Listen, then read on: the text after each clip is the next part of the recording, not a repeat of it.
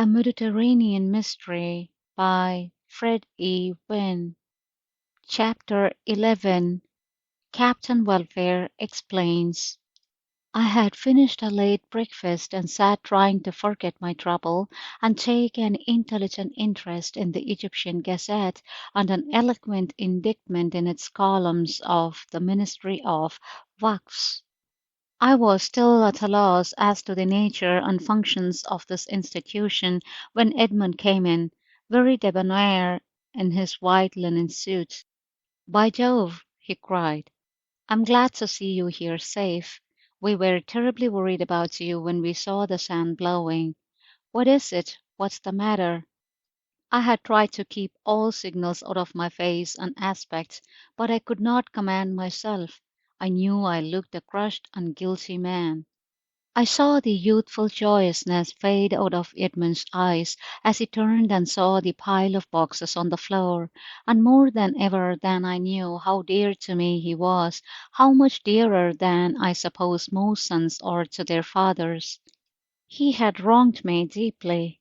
How would it be possible for him to forgive me? We pray to be forgiven as we forgive them that trespass against us. We dare not profess to forgive those against whom we have trespassed. Why have you brought all that up here? I could not trust it anywhere else. I say, you know what it is? I nodded. You understand, of course, that I knew all along?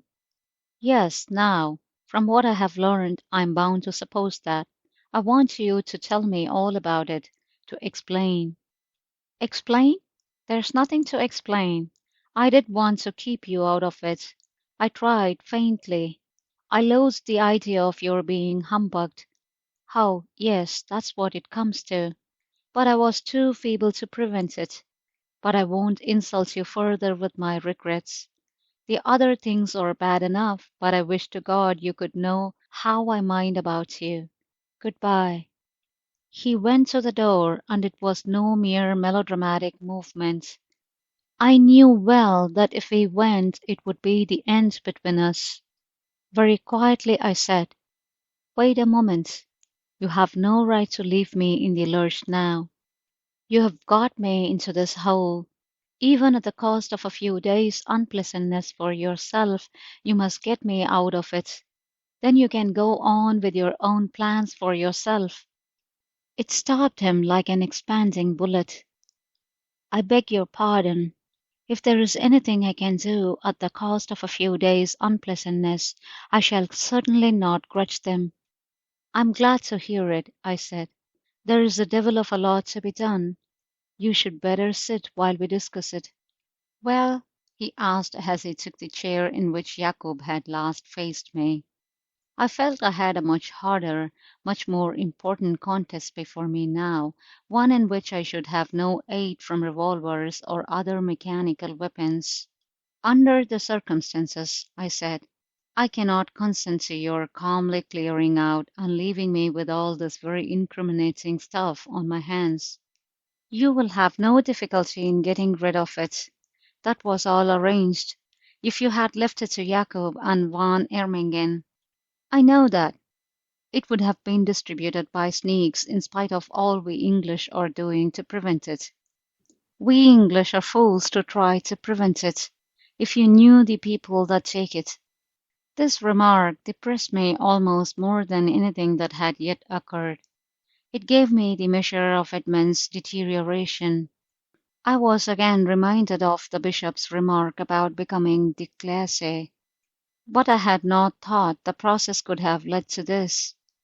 "We may be fools, as you say," I replied, "but it is our habit to be decent fools. That is cricket. You and I cannot start playing pitch and toss like street boys and obstructing the field." Edmund flushed a deeper red. "Why bracket yourself and me?" he asked. "Because we are brothers. We are both Deverens." "I'm not. I gave it up ages ago. I've kept the name out of it all right. Welfare won't give it away, and he learned my name before we both—" "I know. I'm very glad you have kept our name out. But that's not the point at present. I called you back to know how we are to get rid of the stuff, to destroy it. I quite understand there would be all sorts of unpleasantness if I called in the police. What are we to do? I don't know, unless you burn the hotel down. I can't afford that. There are so many people interested. They would all be out to stop you. You must find a way. You on welfare. It's the only way you can get clean again. I can't get clean again, except in one way. I'm afraid welfare won't see it. He's used to being soiled, and apart from the profits he was going to get, nearly the whole of his savings are there. There are plenty of pious Englishmen whose money is just as foul. I don't doubt it, but I can't help your savings. Mine? There's no money of mine in it. I don't own an ounce of the muck. Practically all that was left of my money went into Astarte. But of course that makes no difference. It makes me feel all the more warm. I was in at it, and it's they who lose. I suppose it was in a sense not a very essential point, and yet I rejoiced exceedingly to know that Edmund was not financially interested in this wretched enterprise, not directly, that is, for of course he was privy to it, and it was obviously part of the business of the Astarte. I recollected with a twinge that I owned more of the Astarte than Edmund did, but then I was not privy to the business. Who were the other people concerned? There's Jacob, of course, and Van Erringen, and the other scoundrelly native who was coming for the stuff today. Well, there's no use any of these people trying to prevent our having the stuff removed and destroyed quietly. As a matter of fact, the situation is that I offered to permit its destruction. The alternative is handing it and them over to the police. You have got to act for me in the matter. You must see them and explain. Then you must help me to get it destroyed, and I must see it destroyed myself. That can't be done in Egypt. Then it must be got out of Egypt. If it wasn't for old welfare, I would rather you did tell the police. But it would be terribly hard on him. It was a fearful temptation, and I know he tried to keep out of it. Better men than he is might have given in. I quite agree. It's just because we've got to consider welfare that I propose this plan. You and he must carry it out. Yes, I see that. I don't know if it's possible, but by God, I'm glad to have the chance of trying. Is welfare here? He's in Alexandria, yes. Well, you must see him. Tell him what has happened and explain what he has got to do. And look here, tell him when it's done I won't see him stuck. I suppose there will be some honest money over when all your joint business is wound up and the Astarte sold. Tell him that will all be his, and he can rely on me to help him in any straight business he may take on. I know he's an honest man by nature. It's generous of you to say that. No, it's simply my belief. Try and explain to him. Could you bring him here this afternoon? I could, of course. Very well. Then we will thrash the whole thing out. Do you mind telling me how you got to know about the infernal business? Not a bit. I met the man who is hunting you all down. He's an old Oxford friend of mine. My God, what an extraordinary thing! It is an almost incredible circumstance, but it's the way things happen. And you told him nothing? He began telling me things, and I saw it all before I let anything out. Even now, I think I could give him all this and Jacob, and keep you on welfare out, but I prefer the other way. You couldn't muzzle Jacob once he knew his own game was up. We are compromised utterly. They would bring you in as a witness. They might even arrest you. No, for God's sake, let's do it our own way. A flash almost of fun came into his eyes. Do you know, he asked, that we will have to steal it from Jacob and the others? I don't care a hang about that. There was healing in our laugh, and I was filled with a great thankfulness as Edmund went away. I knew that for the time being he was saved from himself. He had at last a clear, clean duty, and an enormously difficult task before him. I could not tell how he would accomplish it, but in the trying there would be reparation. After all, he had not sunk so deep as I feared. He had tolerated depravity in order to live the life he desired, but he had not yet actually traded in it. I was much more hopeful as I dozed through the stifling heat of the afternoon, waiting for Captain Welfare. They came at last about 5 o'clock. Captain Welfare hesitated, or professed to hesitate, about taking my hand. "It's good of you to offer it, sir," he said. "I hope you will believe, as I would never have allowed you to leave us when you did if I had known such a storm as that were blowing up. It's the worst I have seen, and I have seen plenty. When we got sand coming on deck 5 mile from the land, I knew what it were like ashore. I thought you were lost, sir. I did indeed. I didn't think as you would have stood it. Your brother will tell you how I carried on about it." He paused, appealing with a look to Edmund, who grunted as he generally did when welfare became eloquent. "That's all right. We had a rough time, but now that it's over I'm glad to have had the experience. I wouldn't have had you come to harm, not for a million." It was evident that Captain Welfare was perfectly sincere in his solicitude. I had no reason to doubt it, for in spite of the deception he had put on me, I believed him to have a regard and respect for me that was none the less real because of his very English pleasure in knowing one whom he persisted in regarding as a swell. Unfortunately, he had the failing, so common in his class, of believing it to be necessary to put all the fine shades of his feelings into words. He would leave nothing to the imagination if he could help it. I feared he would drive Edmund quite mad. "We had better have some tea," I said, and rang the bell. "If you will excuse me, sir, I think I could say what I have to say better if I had a glass of brandy." "Then for God's sake don't give him any," said Edmund. "Bring some tea and a bottle of brandy and some sodas," I said to the Arab. I was determined to be just to Welfare. "Now, Captain Welfare, I have asked you to come here simply to discuss how we are to get rid of all this poisonous cargo. I take it that my brother has explained my views on the matter, and what I have decided must be done. I don't know how to tell you what I feel about it, sir. I'm a broken down man. I've run straight, or pretty nearly straight, till I let myself go into this here. If you will believe me, sir, it's not just the money, though I reckon there would be pretty near enough for me to retire on, but I was never easy about that.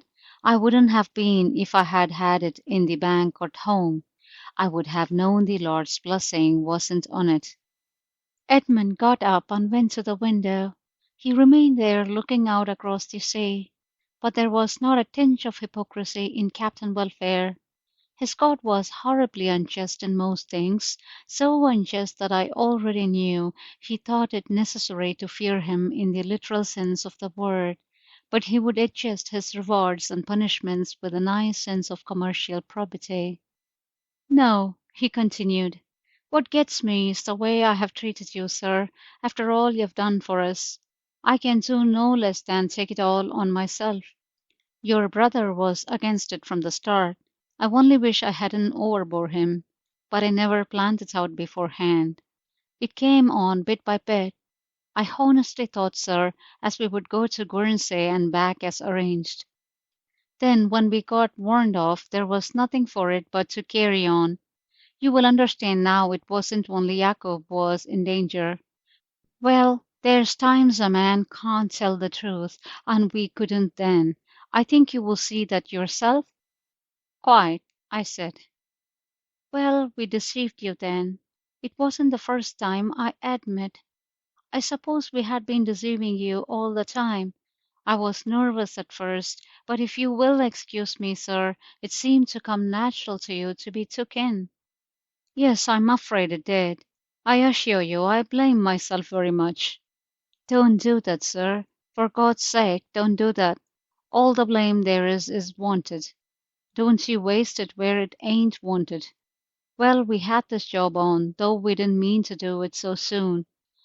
But it come over me that if we could work you in, it would make all plain sailing.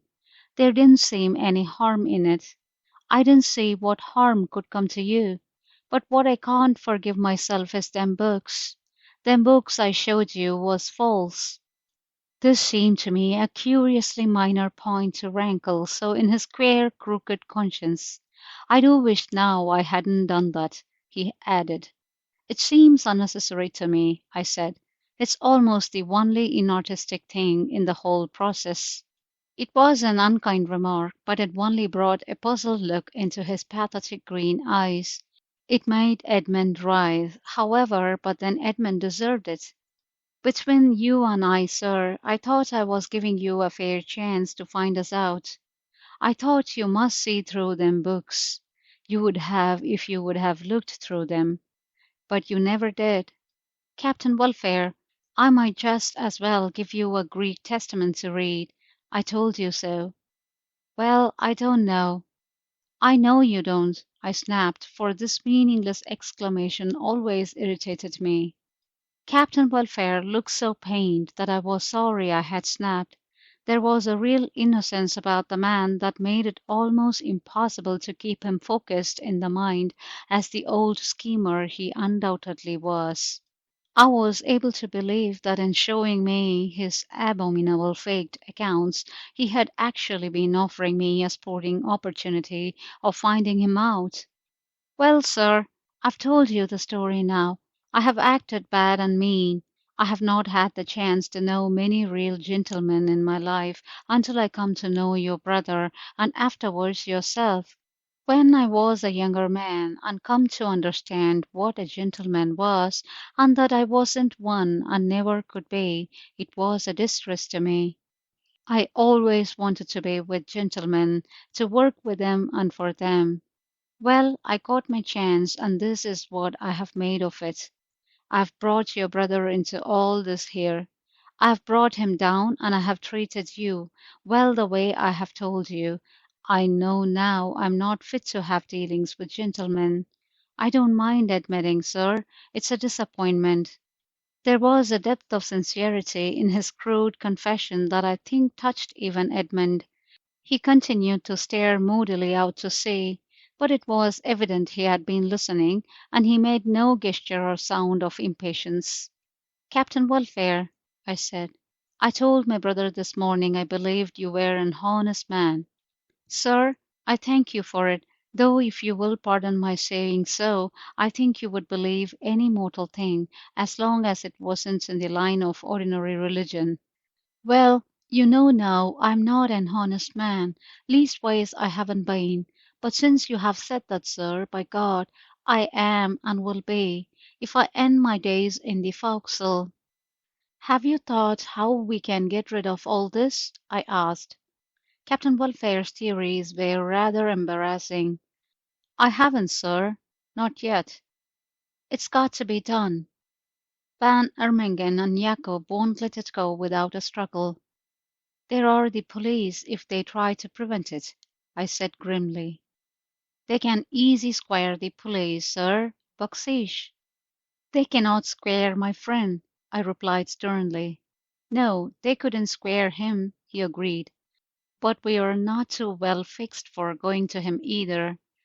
I would much rather do it without him. Even if we got it away from here, I don't know where we would put it. If we had it on board, I could manage, but the Astarte will be watched every minute she's in harbour. They searched us for Jacob, sir, and for this little lot. Your friend will have heard of it by now. Captain Welfare smiled, a regrettably unrepentant smile. But many a man who has changed sides has a temporary hankering for the old colours. You say you could manage if you had it on the Astarte? Edmund asked suddenly. Yes, if she were clear of the harbour. Well, I see how it can be done. We both waited for his plan. He turned and came back to the table. The street is perfectly quiet from 3 o'clock in the morning until after sunrise. If there are any police about, a little baksheesh will keep them away. There's deep water right up to the sea wall. I've often seen feluccas tie up there. All we have to do is to bring up a big fishing felucca, lower the beastly stuff out of this window, load the felucca, and send her out of the way till the Astarte picks her up at sea. It was a daring scheme, and its risks were abominable. Captain Welfare pointed them out. You've got to take the risks because there's no other way, Edmund said. I've been thinking while you've been talking.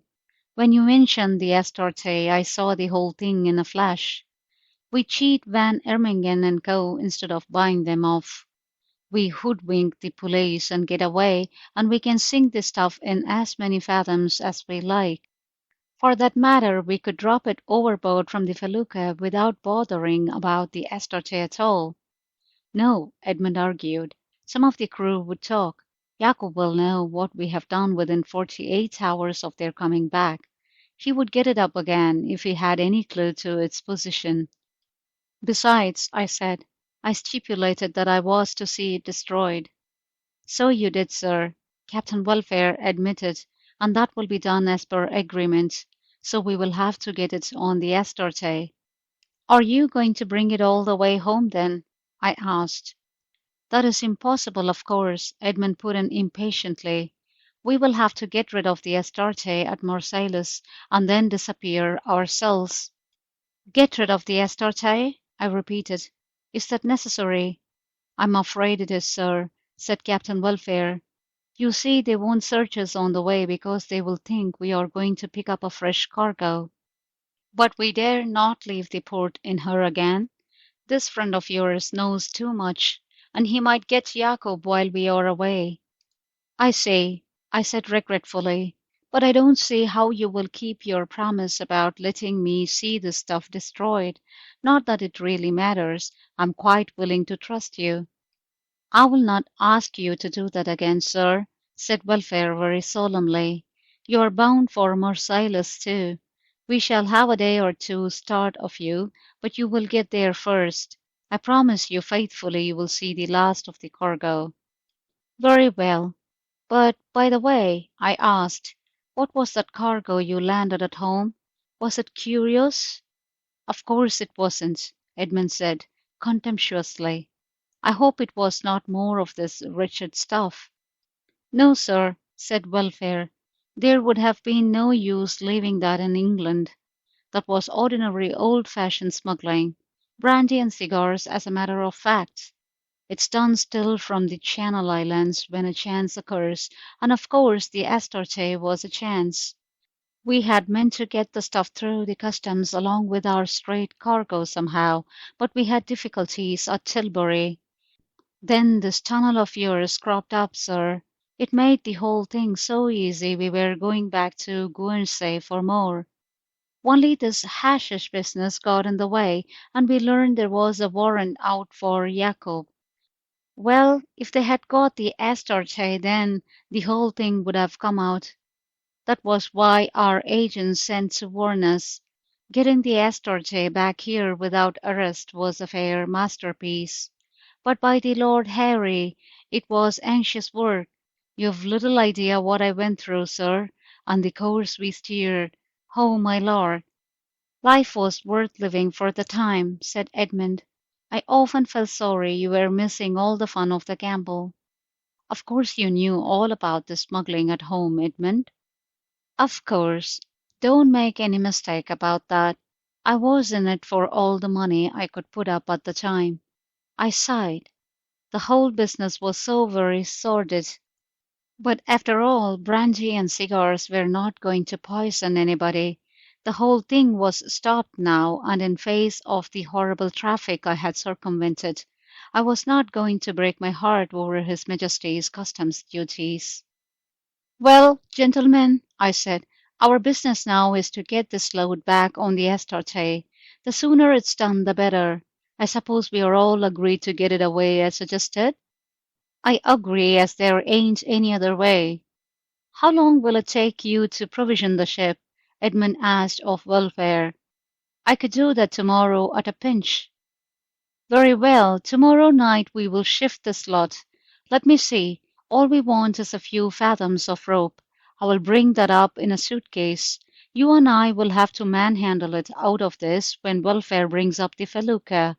Half a dozen good niggers will have it aboard as quick as we can lower it. Welfare, you will have plenty of fishing nets aboard to cover it up. Then I will take the Astarte out first thing in the morning and pick you up when we are well out of sight.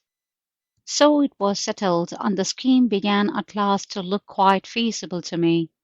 I wish, I said, we could dine together, but I cannot leave the stuff unguarded, and it would be awkward here if my friend Brockton turned up. But Edmund, I want you to sleep here tonight. I was disturbed last night, and I'm tired and sleepy. Anyhow, I'm a rotten shot with a revolver. I had to tell them of Jacob's visit and my vigil with him, though I knew the knowledge of my danger would hurt both of them very sore. The things they said made me realize that I was not insensible to flattery. Brogdon, to my relief, did not return that evening. When Edmund came back to my room, we talked long together, but what we said, I think, concerns no one but ourselves. It left me happy in a new confidence that he would be restored at last to begin an honorable career. The night was comparatively cool, and I slept for 12 hours. End of chapter 11.